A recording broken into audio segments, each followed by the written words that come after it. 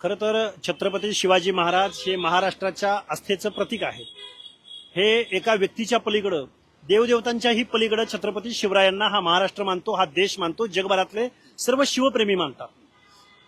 घटना अशी असताना संभाजीराजे भोसले यांनी जे काही 31 मेचा अल्टिमेटम देऊन वाघ्या कुत्र्याच्या समाधी संदर्भात जो अल्टिमेटम दिला त्यावरती त्यांच्या हेतूवरती आमची शंका आहे. कारण 2012 साली वाघ्याची समाधी आणि वाघ्याचा पुतळा काढून जरी टाकण्यात आलेला होता. त्यावेळी आम्ही महाराष्ट्रामध्ये आंदोलन उभं केलं आणि हे आंदोलन उभं केल्यानंतर परत शासनानं रात्रीत तो पुतळा आणून तिथं बसवला. आमचं म्हणणं एवढंच आहे की छत्रपती शिवरायांच्या अंत्यसंस्काराच्या वेळी अग्नीमध्ये उडी देऊन जीव देणारा वाघ्या कुत्रा अशी छत्रपती शिवरायांच्या त्या वाघ्या कुत्र्याची स्टोरी आहे. मग याचे पुरावे लोक मागतायत राजे भोसले. मग पुरावे मागत असताना इतिहास तज्ञ संजय सोनवणे यांनी छत्रपती शिवाजी महाराज हयात असतानाचा पुरावा त्यांना दिलेला आहे. आणि तो पुरावा कोणता तर राणी मल्लमा दक्षिण दिग्विजयाला गेले त्यावेळी, आता जे डिटेल स्टोरी मी सांगणार नाही तुम्हाला, पण राणी मल्लमाने जे काही एक शिल्पचित्र कोरलं त्या शिल्पचित्रामध्ये छत्रपती शिवरायांच्या बरोबर एक झेपावणारा कुत्रा त्या शिल्पचित्रामध्ये आहे. आणि मग जर इतिहासाचं साधन म्हणून आपण शिल्पकलेला किंवा शिल्पचित्राला आपण प्राधान्य देणार आहोत की नाही, जर मराठी भाषेचा उगम हा श्रवण बेळगोळच्या शिलालेखामधून म्हणजे तेव्हापासून मराठी भाषा बोलली जाते असं जर आपण गृहीत धरत असू तर राणी मल्लमा जी छत्रपती शिवाजी महाराज हयात असताना ज्या राणी मल्लमाला छत्रपती शिवाजी महाराजांनी सावित्री ही पदवी दिली त्या राणी मल्लमाच्या शिल्पचित्राचा आपण पुरावा म्हणून ग्राह्य धरणार आहोत का? त्याचबरोबर संजय सोनवणे यांनी जर्मन अभ्यासकांचा पुरावा दिलेला आहे. त्यानंतर SSPMS जे काही छत्रपती शिवरायांचं जे काही स्मारक आहे पुण्यामध्ये त्याच्या बाजूला जे चित्र आहे त्या चित्रामध्ये सुद्धा छत्रपती शिवाजी महाराज त्या कुत्र्याकडे पाहून काहीतरी संवाद साधतायत असं शिल्प आहे. म्हणजे असे पुरावे आहेत. पण पुराव्याच्याही पलीकडे जाऊन छत्रपती शिवरायांचा ज्यावेळी विषय येतो त्यावेळी तो महाराष्ट्राच्या आस्थेचा विषय असतो, अस्मितेचा विषय असतो, भावनेचा विषय असतो.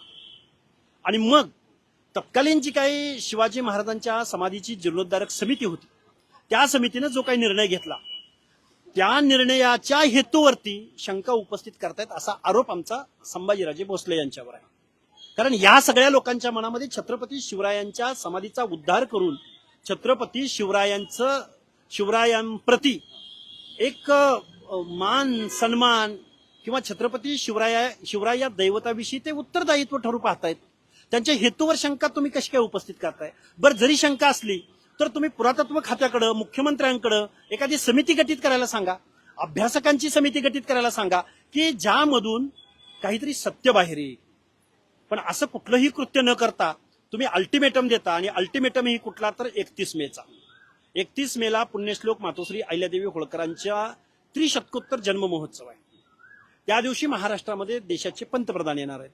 मग अशी परिस्थिती असताना वाघ्याची समाधी आणि त्याबाबतचा अल्टिमेटम या गोष्टी ज्यावेळी समोर आल्या त्यावेळी आम्ही या महाराष्ट्राच्या मुख्यमंत्र्यांना सांगितलं की इतिहास, ऐतिहासिक तथ्य, पुरावे या सगळ्या गोष्टी जरी डोळ्यासमोर ठेवल्या, हे जरी सत्य असलं तरी शेवटी आस्थेचा हा विषय आहे. त्यामुळे याच्याकडे संवेदनशील पद्धतीनं पाहिलं जावं ही आमची भूमिका आहे. इतिहास समजून घेण्याची आवश्यकता तर आहेच, पण याच संभाजीराजे भोसलेंना माझा एक सवाल आहे. छत्रपती शिवरायांचे नातू म्हणजे संभाजीराजेंचे चिरंजीव श्रीमंत शाहू महाराज यांचा एक श्वान होता. त्याचं नाव खंड्या. कृष्णा नदीच्या काठावरती माहुली संगम येते त्या खंड्याचं स्मारक स्वतः शाहू महाराजांनी उभं केलेलं आहे. आणि तत्कालीन बखरीमध्ये वगैरे याचं सगळं वर्णन आहे.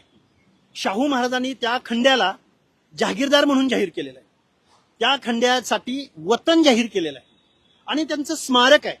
आणि हे छत्रपती शिवरायांनंतर एक 70-80 वर्षाच्या कालावधीतला आहे. मग आता संभाजीराजे भोसले त्यांचे ऐतिहासिक पुरावे, तथ्य, सत्य शोधणार का त्या खंड्याचं पण स्मारक काढणार? आणि मग खंड्यांचं पण स्मारक, वाघ्याचं स्मारक काढा, ऐतिहासिक पुरावे नाहीत. उद्या हेच संभाजी भोसले मग महादेवाच्या नंदीचे पण पुरावे मागतील.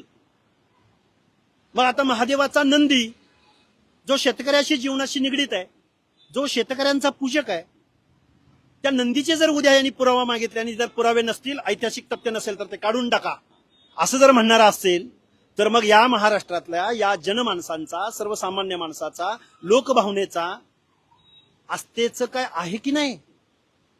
त्यामुळे याच्यावरती एक समिती गठीत व्हावी. समिती गठीत झाल्यानंतर यामधून सर्वसमावेशक तोडगा निघावा आणि महाराष्ट्रातलं सामाजिक स्वास्थ्य अबाधित राहावं, ही आमची भावना आहे. पडळकर जसं म्हणाले की धनगर समाज त्याला देवदास मानला आणि त्याच एकंदरीतच वाघ्या कुत्र्याची समाधी हटवण्याचा प्रयत्न केला जातो. तर एकंदरीतच आता जो विषय पूर्ण काढला जातो किंवा तो वाद निर्माण केला जातो, याचं काही टायमिंग जुळतंय असं वाटतंय का काही? बघा ना, मला सांगा, 70-80 वर्ष झालेले आहेत. बरं, लोकमान्य टिळक असतील, महात्मा ज्योतिराव फुले असतील, तुकोजीराव होळकर असतील, या सगळ्या मंडळींच्या मनामध्ये छत्रपती शिवरायांचा अवमान करावा असा हेतू होता का हो? असा प्रश्न का पडतो यांना? बरं, या गोष्टीला 70-80 वर्ष झालेली आहेत. या 70-80 वर्षाच्या कालावधीमध्ये कुणालाच काही वाटलं नाही. एका राजसन्यास नाटकामध्ये गडकरींच्या काहीतरी उल्लेख आला आणि म्हणून हे स्मारक काढून टाका, हे काही या महाराष्ट्रातल्या जनसामान्यांच्या बुद्धीला पटत नाही. त्याच्या अगोदर चिग गोगटेंच्या साहित्यामध्ये याचं वर्णन आलेलं आहे.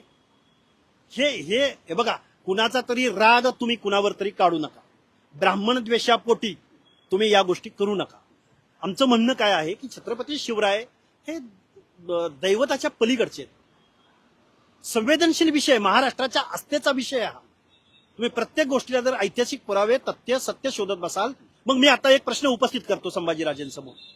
आमचे शाहीर बोलत असताना म्हणतात की भवानी माता प्रसन्न झाली आणि राजा छत्रपती शिवरायांच्या हातामध्ये भवानी मातेनं भवानी तलवार दिली. अरे, ही आमची भावना आहे ना. मग आता भवानी तलवार दिली का? मग कॅमेरा होता का? मग त्याचा पुरावा काय? मग त्याचं ऐतिहासिक तथ्य काय? असं कसं म्हणू शकता संभाजीराजे भोसले? आमच्या भावनेला काय महत्व आहे की नाही? भवानी तलवार भवानी मातेनं दिली हे शाहिरानं म्हणणं हे आमच्या आस्थेचं प्रतीक आहे. हा कलात्मक आविष्कार आहे. या माणसांच्या मनामध्ये ऊर्जा निर्माण करणं आहे.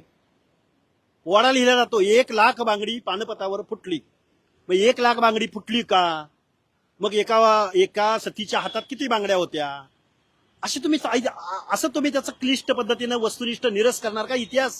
इतिहास आमच्या भावनेचा, आस्थेचा आहे, छत्रपती शिवरायांचा आहे. यावरती या महाराष्ट्राच्या मुख्यमंत्र्यांनी एक तज्ञ समिती नेमली पाहिजे आणि त्या तज्ञ समितीच्या माध्यमातून जो असेल तो योग्य असा निर्णय निघाला पाहिजे आणि महाराष्ट्राच्या जनतेला विश्वासात घेऊन निघाला पाहिजे, अशी आमची मागणी. सध्या आपण संभाजीराजे बघतोय रायगड प्राधिकरणावर आहे. एकंदरीतच या प्रकरणावरून एकंदरीत एक प्रकरण बिघडलेलं पाहायला मिळतं. तर होऊ शकतं की वाघ्यापुत्राची समाधी पण डिमोलिश होऊ शकते किंवा काही होऊ शकतं. तर तुम्ही रायगड प्राधिकरणावरून संभाजीराजेंची हकालपट्टीची मागणी करणार? हो, मी मागणी अगोदरच केलेली आहे. माझ्या पहिल्या प्रेसमध्येच ती मागणी केलेली आहे. मुळात त्यांच्या माध्यमातून जे काम होते ते निकृष्ट प्रतीचं होते, असं ते सह्याद्री अनेक संघटना आहेत, सामाजिक संघटना, त्यांनी ते सोशल मीडियावर फिरतंय. पण याच्याही पलीकडे जाऊन आमचं असं म्हणणं आहे, काल परवा विशाळगडाच्या बाबतीमध्ये झालं, आज वाघ्याच्या बाबतीमध्ये होणार.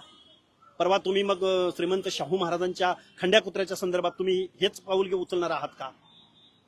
हे काय आहे? तुम्हाला दुर्ग संवर्धन करायला नेमलंय का दुर्गाचं विल्हेवाट लावायला नेमलंय? नक्की कशासाठी? त्यामुळं माझं म्हणणं असं आहे की तज्ञ मंडळ, इतिहास तज्ञांनी जरूर पुढे यावं, पण भावनेचा, आस्थेचाही विचार व्हावा.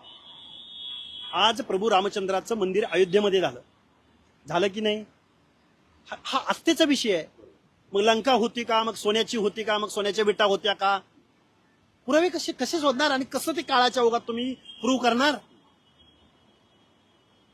ह्या मर्यादा आहेत. मर्यादा जाणून घेतल्या पाहिजेत. प्रत्येक माणसानं असं आंदोलन ज्यावेळी तुम्ही जाहीर करता त्यावेळी या मर्यादांचा सुद्धा विचार केला गेला पाहिजे. तुम्ही महाराष्ट्रावरती लाईव्ह आहात. संभाजीराजेंना काय किंवा आवाहन करायचं असेल ते करू शकता. संभाजीराजेंना किंवा मुख्यमंत्र्यांना काय आवाहन करायचं? मी संभाजीराजेंना एकच आव्हान करेल, छत्रपती शिवराय हा महाराष्ट्र, देश आणि जगातल्या शिवप्रेमींच्या आस्थेचा विषय आहे.